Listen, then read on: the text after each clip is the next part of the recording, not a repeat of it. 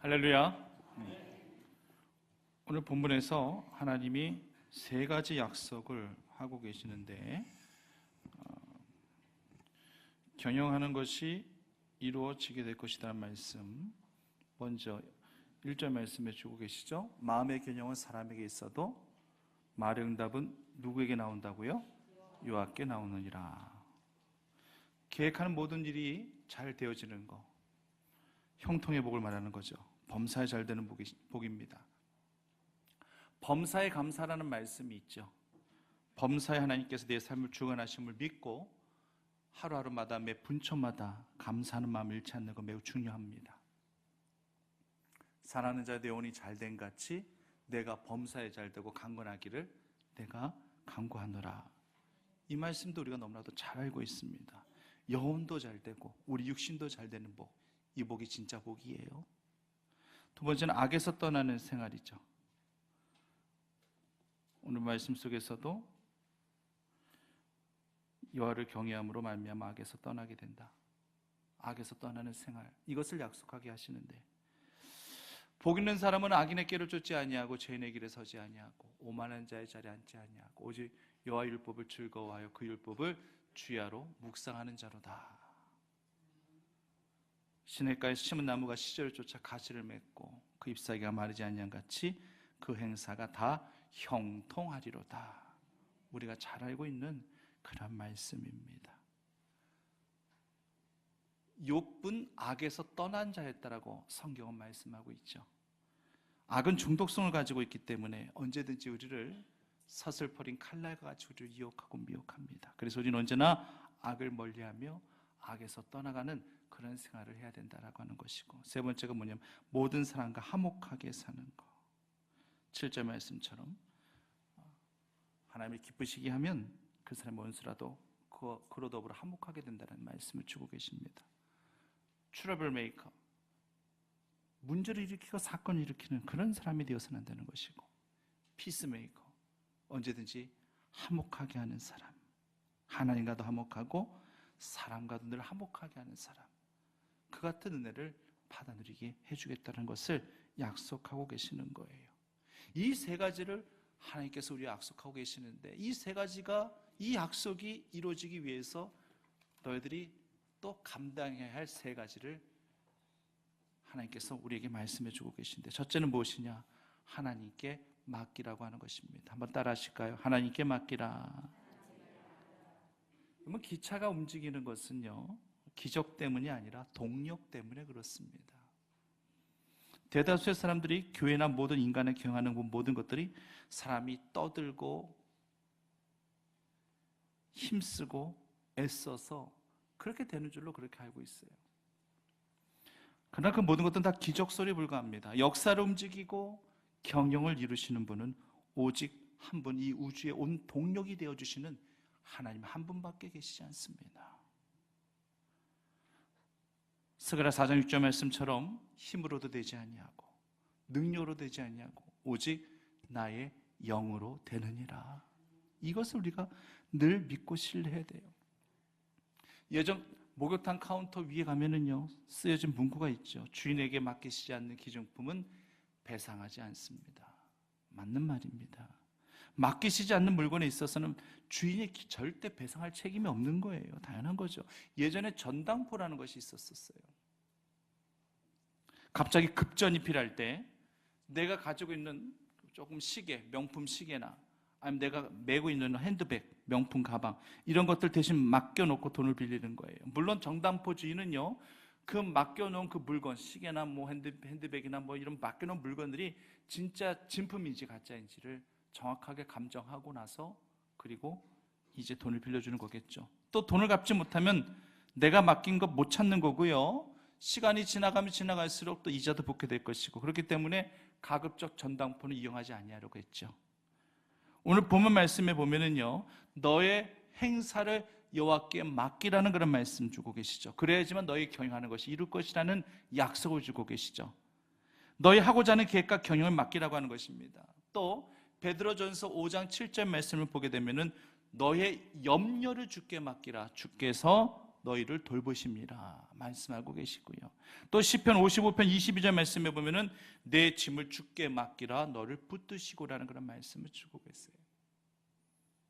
오늘 집사님이 대표기도 하실 때도 수고하고 무거운 짐진 자들아 다 내게로 오라 내가 너희를 쉬게 할 것이니라, 이 말씀을 인용하시면서 방금 전에 기도하셨었죠.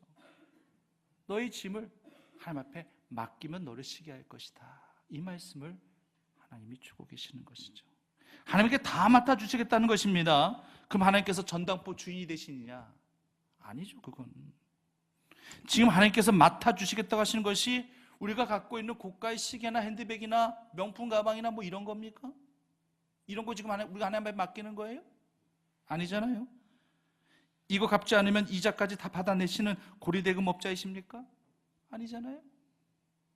하나님이 맡으신다고 하시는 것은 우리의 행사 계획들, 그리고 심지어 우리의 염려, 우리의 모든 무거운 죄짐, 이런 것들을 다 대신 맡아주시겠다고 하시는 거예요.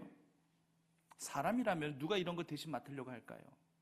그 누가 이거 돈도 안 받고 이거 대신 맡으려고 할까요? 내적인 문제 좀 치료받고 싶어서 병원에 정신과 의사 찾아가서 상담만 받는다 할지라도 상담비를 지불해야 됩니다. 어디다 물건 좀 보관하려고 하기만 해도 보관비를 내야만 됩니다. 하지만 우리 하나님 우리의 모든 것들을 다 맡긴다 할지라도 하나님은 우리에게 돈 요구하시는 분 아니고요, 우리의 모든 요구를 다 수용해 주시는, 다 대신 맡아주시는 하나님이심을 기억하셔야 할 것입니다. 단지 우리가 꼭 알아야 될 것은 맡길 때는 온전히 다 맡기라는 얘기예요. 양발을 양쪽에 딱 걸친 채 한쪽 발은 하나님 앞에, 다른 한쪽 발은 세상을 향해 이렇게 걸친 채 기회를 엿보는 그런 맡김은 절대 되어서 안 된다라고 하는 것입니다. 이건 말 그대로 하나님 앞에 맡김이 아니라 걸침입니다. 우리는 하나님 앞에 맡겨야 되는 존재이지 하나님을 걸치는 존재가 아니에요. 걸터 앉는 자리, 걸치는 자리, 절대 안전한 자리 아니에요. 걸터 앉는다라고 하는 것은 언제든지 빠져나갈 구멍을 찾기 위한 자리예요. 불편한 자리예요. 위험한 자리입니다. 세상의 양다리하고 세상에 걸치어 하나님 앞에 맡기는 듯 아니면 맡기지 않는 듯 그렇게 살아가는 인생들에게 있어서는 하나님께서는 좀 확실하게 하라고, 네 신앙을 좀 확실하게 하라고 분명 우리에게 말씀하고 계시는 거예요. 신앙의 회색지대, 이거 하나님 만드신 거 아니죠? 인간이 만든 겁니다. 천주교에서 말하는 연옥이라는 거, 이것도 하나님이 만들어 놓으신 게 아니야. 인간이 다 만든 거예요. 인간이 다. 천주교에서는요, 죽은 사람의 영혼이 살아있는 동안에 죄를 씻고 천국으로 가기 위해 일시적으로 머무른 곳이 연옥이다 얘기하고 있어요. 가톨릭 교리에서 연옥은요, 천국으로 가기엔 자격이 부족하지만 지옥으로 갈 정도의 큰 죄를 짓지 않은 죽은 자들의 영혼이 머무르는 곳, 그곳에서 어느 정도 성화가 되어지면은 그때 천국에 들어간다는 교리를 펼치고 있습니다. 이렇게 빠져나갈 통로를 만들어 놓으니 하나님에 대해서, 예수님에 대해서 이 천주교인들이 간절함이 있겠습니까? 하나님 앞에 온전히 맡기고 살아가는 그런 삶을 살 수 있겠습니까? 세상과 양다리를 걸치고 절반 정도만 하나님 앞에 맡기고 살아도 나중에 연옥이란 곳에 가가지고 거기서 어느 정도 교화가 되어지면 천국 가면 되는 것이지, 이런 생각 갖고 있는데 무슨 예수님을 절실하게 간절하게 그렇게 믿고 섬길까요? 성도님들, 연옥이란 것은 절대 없습니다. 오직 있는 곳은 두 곳뿐이에요. 무엇과 무엇이죠? 천국과 지옥뿐입니다. 성경에서도 천국과 지옥을 설명하고 있지 연옥이란 것을 절대 설명하고 있지 않습니다. 천국과 지옥의 갈림길은 우리 이렇게 지금 생명 있는 날 동안에 우리가 얼마나 하나님을 온전히 믿고 따르고 하나님 앞에 우리의 모든 것들을 맡겼느냐에 따라 달라지는 것이지, 우리가 죽고 난 이후에는 천국에 갈 사람과 지옥에 갈 사람이 이미 딱 정해져 버린 거예요. 이번 주 고 이만빈 권사님의 장례가 있었습니다. 91세의 생일을 사시고 하나님 곁으로 가셨는데 늘 건강하실 줄만 알고 있었던 권사님이었기 때문에 그 권사님의 갑작스러운 죽음이 유족들에게도 또 우리 성도들에게도 굉장히 좀 안타까운 일이었음은 분명합니다. 그래도 이번 장례를 통해서 권사님들 한결같이 하시는 말씀들이 있으셨어요. 야, 정말 저런 인생을 살다 가신다 할지라면 본인도 축복이고 자손들에게도 복이 되겠다, 이런 말씀들을 하시더라고요.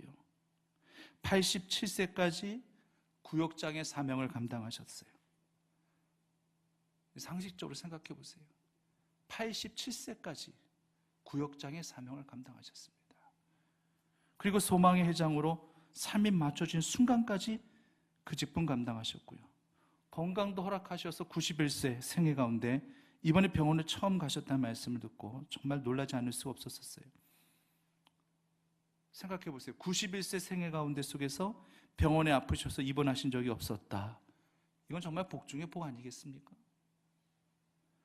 50년 넘게 한 번도 주일을 범한 적이 없었었는데, 주일 성수 못한 적이 없었었는데 이번에 병원에 입원해서 주일을 범하게 됐다면서 그렇게 안타까워하셨던, 그렇게 고백하셨던 권사님 바로 일주일 전이었어요. 일주일 전에 그 고백을 하셨었어요. 하나님께서 고통 없이 권사님의 영혼을 데려가셨습니다. 권사님은요, 정말 큰 자부님이 그렇게 저한테 말씀하고 계시더라고요. 우리 어머님은 정말 이 충북교회를 천국 삼고 살아가셨던 분이십니다. 그렇게 큰 자부님이 그렇게 말씀하고 계시더라고요. 그리고 지금 진짜 천국에 가셨습니다. 그 행사를 맡기고 그 염려를 맡기고 그 짐을 맡기고 살아가는 그런 인생에는 언제나 이 정과 같은 은혜와 축복, 천국이 늘 보장되어지고 약속되어짐을 기억하시는 주의 성도들 되시기를 간절히 바랍니다. 100%의 온전한 믿음, 주님을 향한 전적인 신뢰, 이것이야말로 축복 중에 축복임을 늘 깨닫고 늘 하나님 앞에 전적인 맡김을 통해서 하나님과 늘 동행하시는 믿음의 자녀들 되시기를 간절히 바랍니다. 둘째는요, 하나님을 경외하라는 것입니다.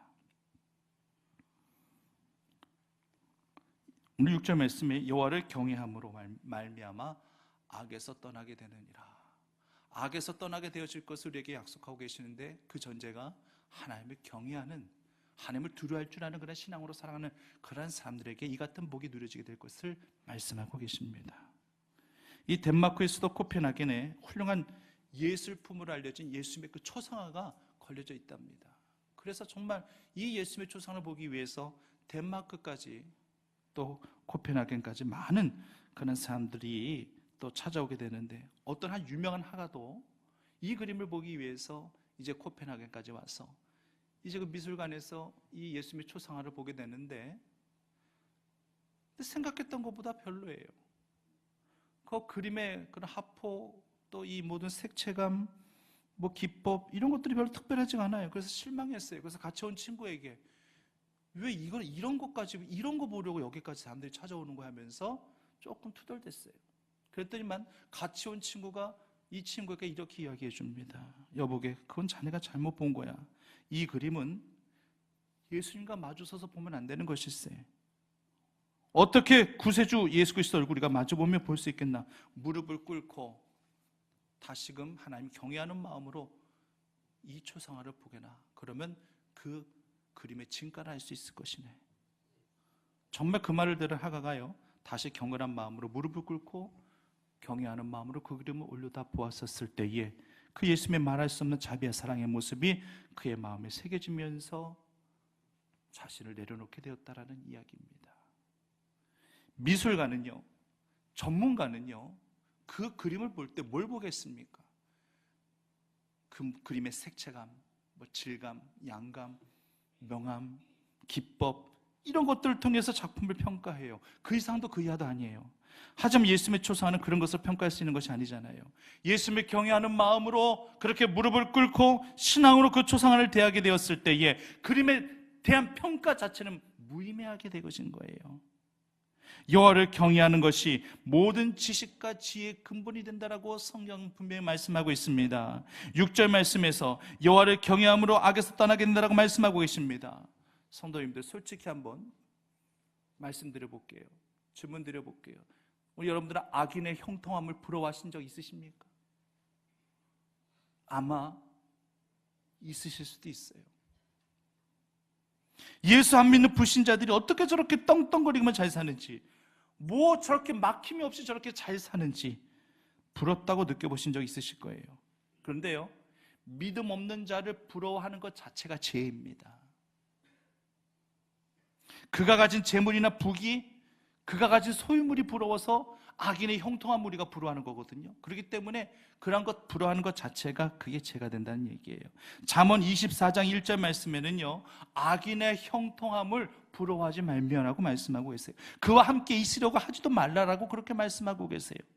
아예 잠언 21장 4절 말씀에는요, 악인의 형통 자체가 아예 죄랍니다.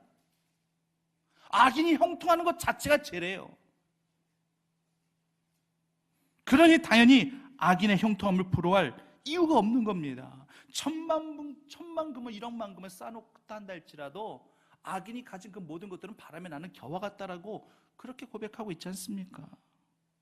비록 아무것도 가진 것이 없단다 할지라도 하나님을 경외하는 그런 선인 의인, 그분이 진정한 의인이에요. 우리는요, 의인과 악인을 정확하게 우리는 구분하면서 살아가야 됩니다. 착한 일을 하면 의인이고 악한 일을 하면 악인이라는 거, 이것은 세상의 잣대예요. 이 세상은 그렇게 봅니다. 의로운 일을 하면 의인이고요, 악한 일을 하면 악인이에요. 하지만 하나님이 보시는 의인과 악인의 개념은 다릅니다. 하나님을 경외하는 자, 즉 하나님을 두려워할 줄 아는 자가 의인이고요, 하나님을 두려워하지 않는 자, 즉 5절 말씀처럼 마음이 교만한 자, 이러한 자가 바로 악인이라는 사실이에요. 이 분명한 근거가 달란트 비유에서 나오지 않습니까? 한 달란트 받은 자에게 주인은 뭐라고 얘기하죠? 악하고 게으른 종. 게으른 종은 좀 이해할 수 있겠지만 악한 종? 한 달란트 받은 자가 무슨 악한 일을 했습니까? 어떤 악한 일을 했나요? 그가 한 일이라고는 주인한테 한 달란트 받은 거 땅에 파묻었다가 주인이 왔을 때 다시 그거 꺼내 주인에게 돌려준 것밖에 없어요. 이게 악한 일입니까? 이게 그렇게 악한 일이고 악한 종이라고까지 그렇게 들어야 될 일이겠습니까? 세상의 잣대 가운데 보면은요, 주인이 이상한 사람이에요. 한 달란트 받은 자가 뭘 잘못했다고 주인이 뭔가 이상한 사람이라고 세상의 잣대는 그렇게 얘기해요. 하지만 하나님의 악인 선인 기준은 다르다고 분명히 말씀드렸잖아요. 한 달란트를 땅에 파묻은 행위는 주인을 두려워하지 않고 자기 생각대로 판단하여 땅에 파묻은 겁니다. 주인의 뜻을 헤아릴 줄도 모르고 두려워하지도 않았던 이 종을 악한 종으로 하나님은 보고 계시는 겁니다. 착하고 충성된 종이란 말씀도 하셨어요. 2달란트 받은 자, 5달란트 받은 자를 향하여 착하고 충성된 종. 착한 일 한 거 아니에요. 사람들에게 칭찬받을 만한 착한 일 한 거 아니에요. 5달란트, 2달란트 받은 자는 단지 주님의 뜻을 헤아리고 주님한테 받은 그 달란트 가지고 성실하게 일했던 것밖에 없어요. 그런데 하나님은 착하고 충성된 종이라 말하고 있습니다. 이제 우리는 개념을 확실하게 해야 됩니다. 악한 종은요, 악한 일을 해서 악한 종이 아닙니다. 자신의 최선을 다하지 않는 자, 무엇보다도 하나님을 두려워할 줄 모르고 자기 방식대로 자기 생각대로 살아가는 자, 그러한 자들을 하나님은 악한 자라고 말씀하고 계시는 것입니다. 하나님이 아브라함을 모리아산에서 시험하셨을 때에, 진짜 이삭을 칼로 내리치려고 했었을 때에 그 순간 황급히 아브라함아 아브라함아 2번 부르시면서 하나님께서 아브라함에게 들려주신 말씀이 있습니다. 내가 내 아들 독자까지도 내가 아끼지 아니하였으니 내가 이제 알겠다. 내가 하나님을 뭐뭐 하는 줄을 아노라? 경외하는 줄을 아노라. 결국 하나님은 요거 알아보시려고 아브라함 시험하신 거예요. 경외하는지 안 하는지, 과연 네가 나를 두려워하고 있는지 두려워하고 있지 아니한지, 이거 한번 확인해 보시기 위해서 아브라함 시험하신 겁니다. 하나님은 질투의 하나님이에요. 분명히 아셔야 됩니다. 하나님은 나를 향해서, 여러분들 각자를 향해서 질투하고 계십니다. 아브라함에게 이삭을 선물로 주셨단다 할지라도 하나님이 먼저인지 이삭이 먼저인지, 자식 사랑이 먼저인지 아니면 하나님 경외하는 믿음이 먼저인지, 이거 확인해 보시려고 그 모리아 산에서 정말 감당하기 힘든 시험을 아브라함에게 주신 거예요. 우리도 마찬가지입니다. 우리들 보고 질투하신다 말씀하셨던, 질투한다라고 하는 것은 그만큼 우리들을 향한 애정이 있어야지 질투해요. 우리가 사람과 사람을 질투할 수도 있잖아요. 질투의 감정이 생긴다는 것은 그 사람에 대한 애정이 내가 있기 때문에 그나마 질투감이 생기는 것이지, 애정 없으면 질투도 안 생겨요. 뭘 누구를 사랑하든 아끼든 내가 할 게 뭐야, 이렇게 돼버리는 것이죠. 그러나 내가 그 사람을 아끼고 사랑하기 때문에 질투도 생기는 거예요. 우리의 믿음을 시험해 보신다라고 하는 것은 우리를 사랑하시는 하나님이 하나님 사랑보다, 하나님을 경외하는 것보다 돈을 더 사랑하는지, 자식 더 사랑하는지, 세상 더 사랑하는지, 이거 확인해 보시려고 때로 하나님께서 우리를 시험대에 올려다 놓으시는 거예요. 그렇기 때문에 우리는 어느 순간에도 우리는 하나님을 경외하는 믿음으로 하나님의 것만을 먼저 선택해야 되는 거예요. 성도는, 이제 여러분들은요, 이 수준까지 올라오셔야 되는데, 어떤 수준이냐? 주의 날, 거룩한 주일날에는, 이 거룩한 주일날에 내가 주일 성수를 못한다라고 하는 것은 내가 하나님 무서워서라도 절대 있을 수 없는 일이다, 이렇게 선포하실 정도까지는 되셔야 된다라고 하는 거예요. 아까 고 이만빈 권사님 말씀드렸습니다만 50년 넘게 한 번도 죄를 내가 범한 적이 없었었는데 이렇게 처음 병원에 입원해 보면서 교회 못 나가게 된 것이 안타깝다, 그렇게 아쉬워하시는 거예요. 바로 일주일 전에 그러셨어요, 병원에서. 정말로 하나님 두려워하는 신앙이 있으시면은요, 주의 성수 못하는 것 때문에 막 안타까워하고 마음 괴로워 못 견딥니다. 하나님 두려워서라도 주일은 교회 나오게 되는 거예요. 이게 진짜 믿음 아니겠습니까? 충북교회 성도님들은 하나님을 경외하는 신앙으로 갑절무장하시기를 간절히 바랍니다. 마지막으로 하나님을 기쁘시게 하라는 것입니다. 7절 말씀 보면 여호와를 기쁘시게 하면 그 사람의 원수하고도 더불어 화목하게 된다라고 말씀하고 계셔요. 누군가가 나를 기쁘게 하면은요, 그 사람에 대해서 마음이 열려지게 되어져 있어요. 닫혀있던 문도 마음이 열려집니다. 예를 들어 부모 자녀 관계 속에서 자녀가 막 부모를 기쁘게 해, 뭐 때문에 기쁘게 하든 그 자녀를 통해서 그 부모가 굉장히 마음이 기뻐요. 그러면 그 자녀에 대해서는요, 마음이 활짝 열려집니다. 이때 예를 들어서 자녀가 아버지한테 크게 혼날 뻔한 일이 있어. 아버지가 그렇게 애지중지하던 2조 100자라도 깨트렸어. 그런데 그때 당시 얘기했었으면 엄청나게 혼났을 텐데, 아버지가 나 때문에 이렇게 기뻐할 때 그때 이제 기회를 봐가지고, 아빠 그때 제가 2조 100자 깨트렸는데 어떡하죠? 그래, 괜찮아 뭐 그게 문제냐? 속으로는, 마음으로는 굉장히 좀 마음이 쓰리셨겠지만은 그래도 그 아들 때문에, 그 자녀 때문에 내가 기쁜데 그거 가지고 호통을 치겠습니까? 성을 내겠습니까? 그냥 다 부덕하는 거예요. 화목한 관계가 만들어지는 거예요. 사람과 사람과의 관계도 이런데, 하나님도 언제든지 우리가 하나님의 기쁘시게만 해줄 수 있단다 할지라면은 사람의 마음을 완악하게도 하셨다가 풀어놓기도 하셨다가 원수의 마음까지도 그렇게 자연스럽게 돌아오게끔 하나님은 그렇게 하실 수 있는 분이라는 사실이에요. 영원한 원수는 없는 거예요. 더욱 신앙 안에서는 더더욱 그렇습니다. 갈라디아서 5장 19절 말씀 보면은 육체의 현저한 소욕과 욕심에 대해서 15가지가 쭉 나오거든요. 그 15가지 중에서 하나가 원수 맺는 것도 있어요. 원수 맺는 거.